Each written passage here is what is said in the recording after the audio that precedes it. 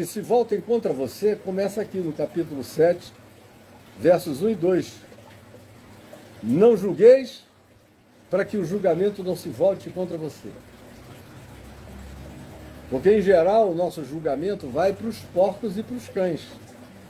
Aí você fica na frente de porcos e de cães julgando. Eles não têm escrúpulo. Eles não estão nem aí para o que você possa ter de valor, de significado, de importância, de verdade, de sentido, de lucidez. Nem aí. Eles vão se voltar. Eles têm outra natureza. É canina selvagem. São verdadeiras hienas. São como porcos selvagens.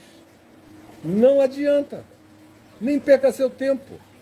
Se volta contra você, e se volta já, e se volta imediatamente. E vem com as mesmas categorias. Você ofereceu um juízo que vai ter na sua provocação o elemento justificador para que você seja engolido e devorado vivo.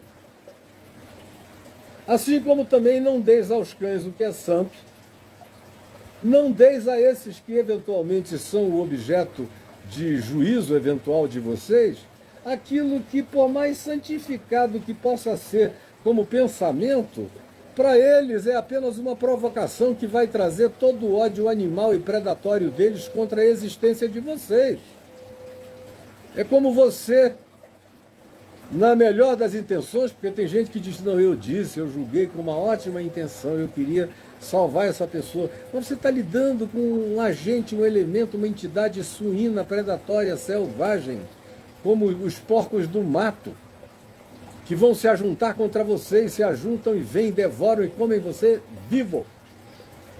Então a única coisa anterior a essa declaração, que apresenta uma relação de causa e efeito, é esse: não julgueis para que não sejais julgados, porque com a medida com que medides serão medidos, sereis medidos, sereis pesados, sereis avaliados, sereis consumidos. Então não façam isto. Além do que, não sejam hipócritas. Porque todo mundo tem o que reparar em si mesmo. Por isso gastem a energia dessa reparação em vocês próprios, nas suas próprias vidas, no seu próprio coração. E aí foi a temática de ontem, que eu já fiz uma pequena rememoração, um pequeno sumário agora nessa introdução. Mas eu continuo me perguntando com você, por que isso cai aqui de paraquedas do nada?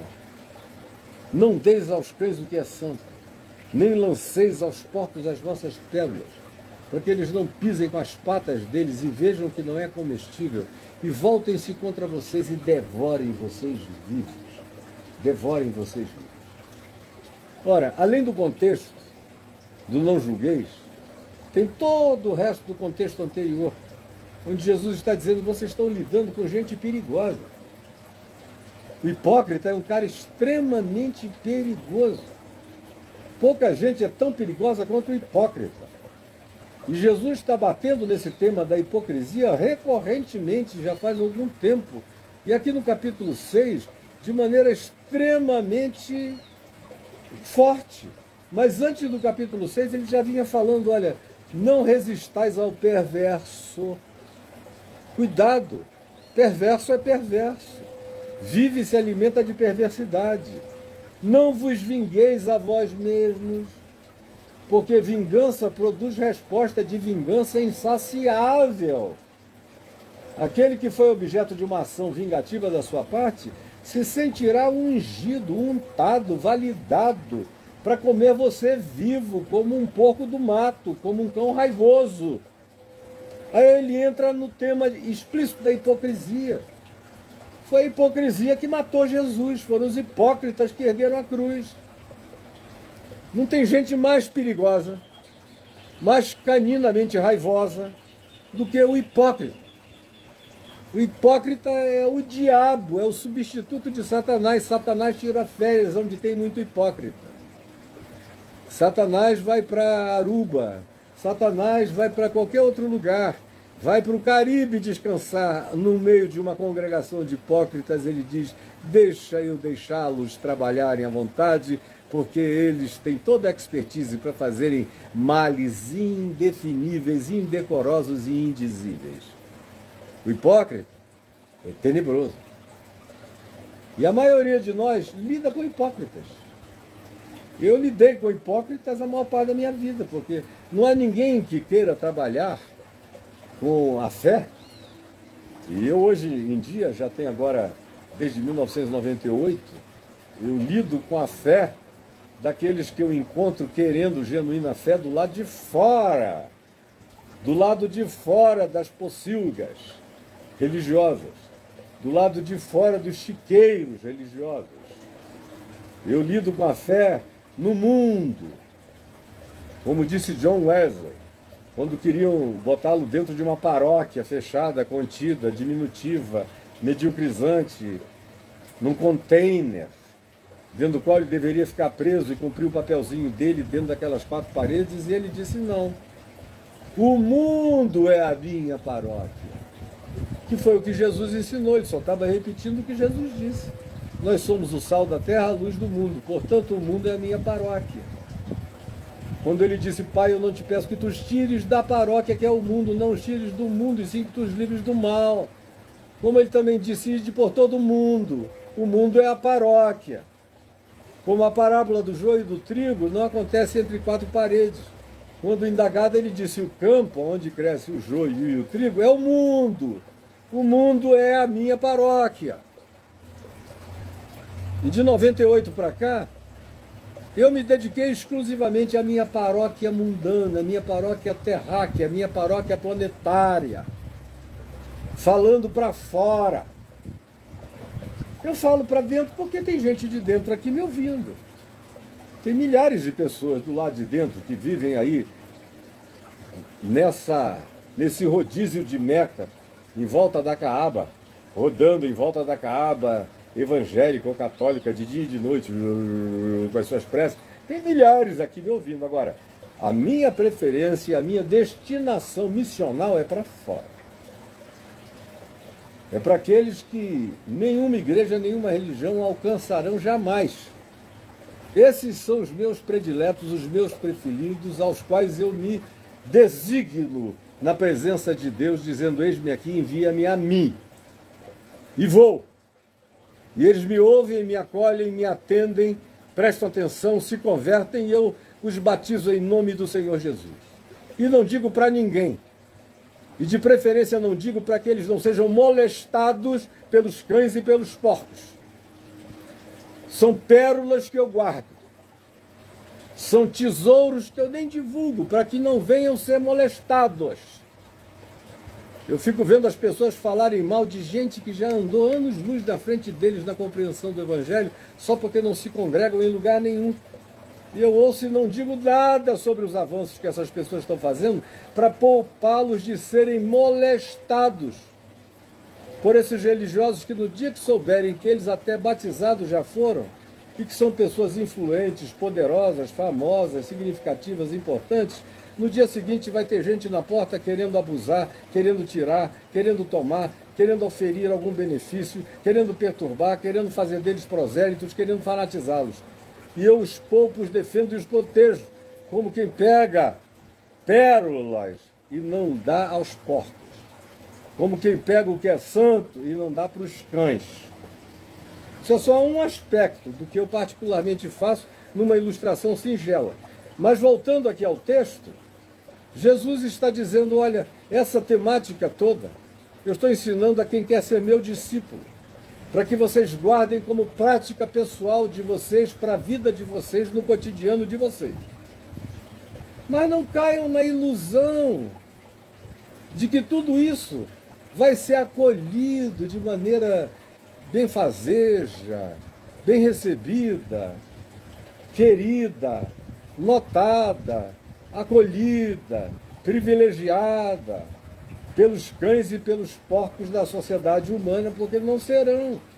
Tem gente que não gosta de bondade, tem gente que não gosta de perdão, tem gente que não gosta de misericórdia, tem gente que odeia graça, tem gente que, de fato, tem uma natureza contrária a todos os tesouros da riqueza do Evangelho. Então não adianta, por causa da sua decisão ingênua, achar que você vai mudar a natureza dos outros do dia para a noite, porque você não vai. Então, até em relação às maiores preciosidades da sua compreensão, do seu discernimento do Evangelho, tenha cuidado com os hipócritas. Porque eles é que têm esse poder extraordinário de pegar o que haja de melhor, de mais bonito, de mais singelo, de mais doce, de mais puro em você, e a partir disso devorarem você vivo. Esses hipócritas que estão à nossa volta adoram ver e encontrar um ingênuo, cheio de bons valores e significados no coração, mas ainda totalmente desprevenido para a maldade, especialmente para a maldade que habita a hipocrisia religiosa. Tem hipocrisia em todas as dimensões da vida, mas a hipocrisia religiosa é incomparável porque ela é praticada em nome de Deus, o que dá a ela algumas prerrogativas de maldade profunda e abissal que muitas outras formas de hipocrisia não possuem. Porque são hipocrisias descaradas, feitas em nome da política, em nome do partido, em nome do interesse imediato, e vão sendo praticadas. Agora, essa feita em nome de Deus, que termina com um pedido para fazer oração, e saem dali daquela sala dizendo: opa, a gente vai comer esse cara vivo, como eu já vi em tantos lugares. Eu já vi, por exemplo, em vários lugares, em dezenas e centenas de lugares, mas eu nunca me esqueço de uma delas, onde eu fui chamado por um candidato presidenciável à presidência da República, que queria me fazer uma consulta, queria conversar comigo uns tempos. E quando eu cheguei na antessala do escritório da campanha presidencial dele, em São Paulo, estavam lá vários líderes evangélicos brasileiros conhecidos. Eu era o presidente da Associação Evangélica Brasileira.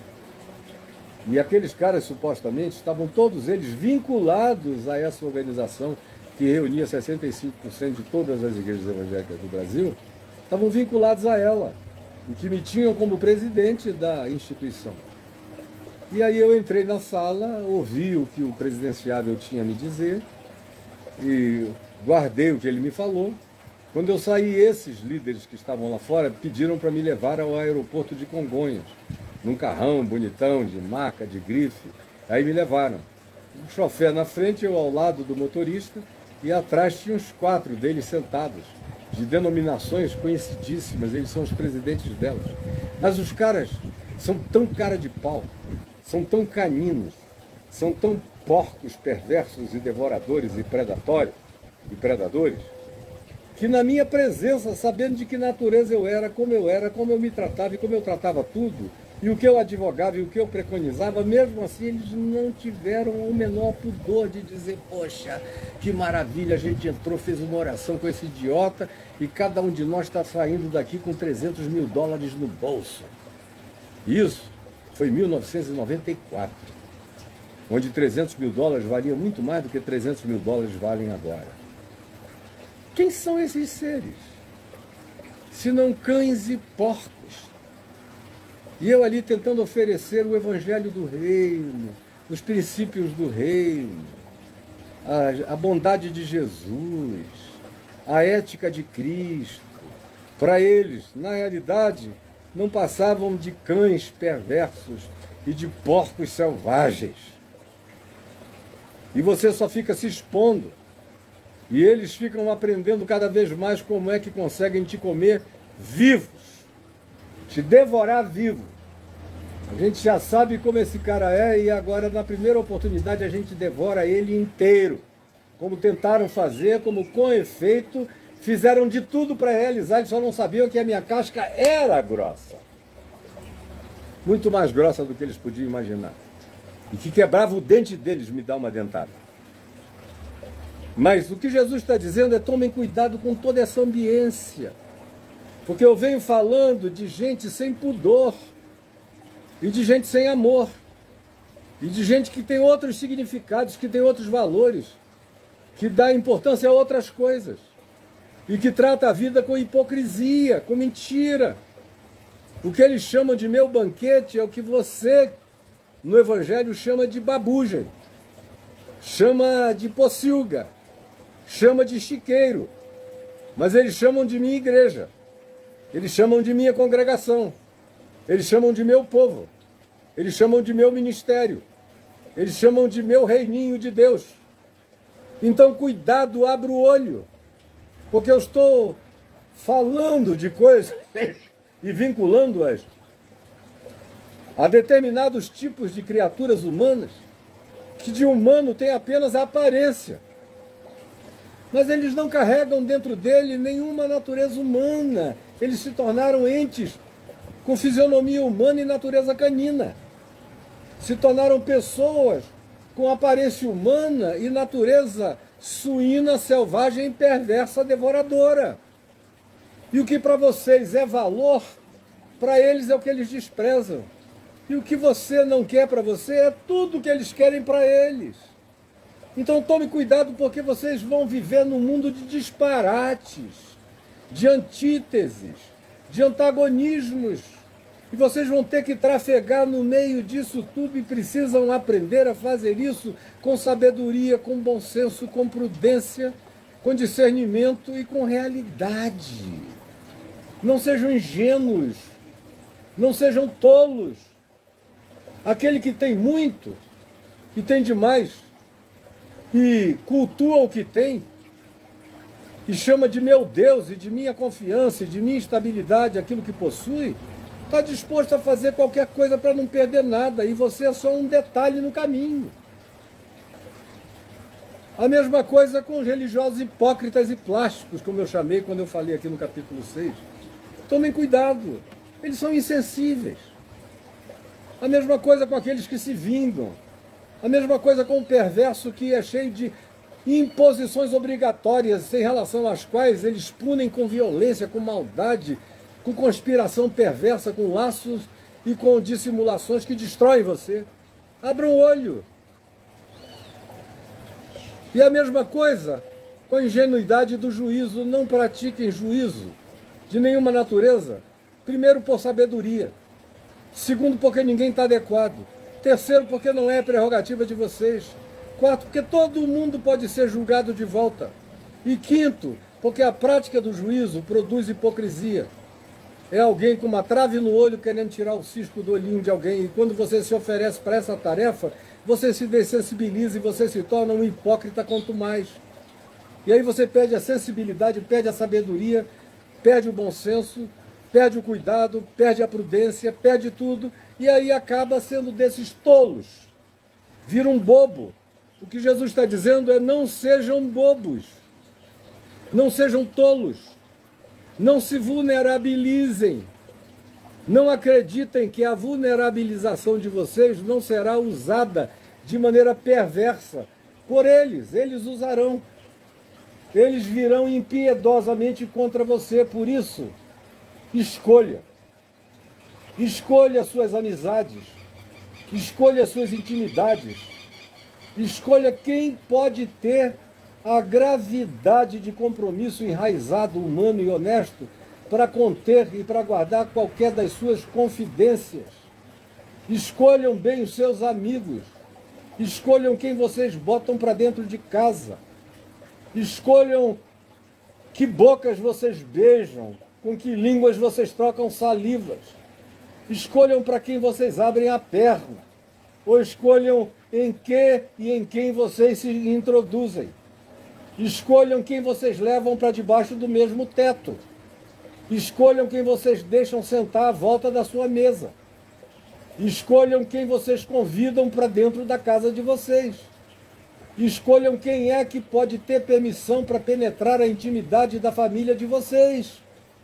Prestem atenção em todas essas coisas, para que vocês não estejam pegando as melhores e maiores e mais graciosas preciosidades da vida de vocês, como quem dá o que é santo aos cães que desprezam o que vocês valoram, o que vocês significam e o que vocês emprestam e atribuem significado, enquanto eles desprezam completamente.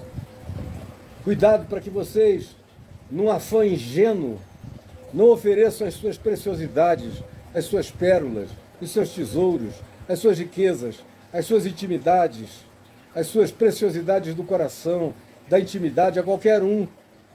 Cuidado com quem você abre a alma. Cuidado quem é que você elege para ser o seu conselheiro. Cuidado com aquele que você diz, esse é meu amigo e sabe tudo de mim, conhece até as minhas pregas. Cuidado. Cuidado.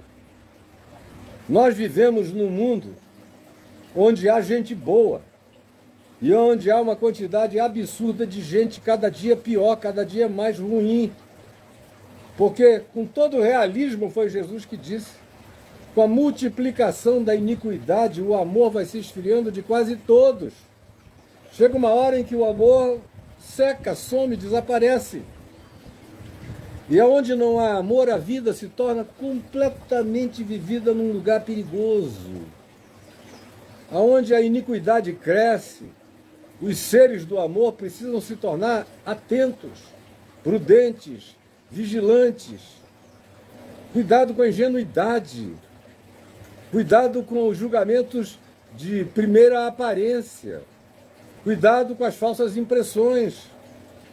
Ou cuidado com essa perspectiva salvadora, messiânica, que entra e habita o coração de muita gente, que diz, cãozinho raivoso, tão bonitinho, gostei das manchinhas dele. Comigo ele vai ser diferente. Eu vou adestrá-lo, amansá-lo e ele vai se tornar um cão mimoso, sem saber que ele sofre de raiva crônica. Ele vai te devorar, ele vai te comer, ele vai te morder, ele vai te contaminar, ele vai te fazer mal. Cuidado. Preste atenção. Seja precavido. Seja, portanto, prudente. Dê tempo ao tempo. Veja. Examine. Preste atenção. Não se apresse. Não seja ansioso para fazer inclusões, para ir tentando fazer as coisas crescerem sem critério, sem qualificação, sem exame, sem convívio, sem relação. Preste muita atenção para que você não chame para dentro da sua vida bestas feras devoradoras. E eu lido todo dia, há anos, há décadas, há meio século, com gente que não tem nenhum espírito de cuidado, de sabedoria, nem de prevenção, e que acha que tem o poder de adestrar cães raivosos, sofrendo de raiva. E que se forem meiguinhos com eles, eles serão meiguinhos de volta. Não serão, quem diz é Jesus. Não sou eu, quem diz é Jesus. Ninguém amou mais do que ele. E quem diz isso é ele. Porque, como diz o apóstolo João, ele, Jesus, não se confiava a ninguém, porque ele bem sabia o que era a natureza humana. Isso é uma expressão poderosa, usada exclusivamente no Evangelho de João, pois Jesus mesmo não se confiava a nenhum deles, pois bem sabia o que era a natureza humana. Eu vou repetir para você. Pois Jesus mesmo não se confiava a nenhum deles, pois bem sabia o que era a natureza humana.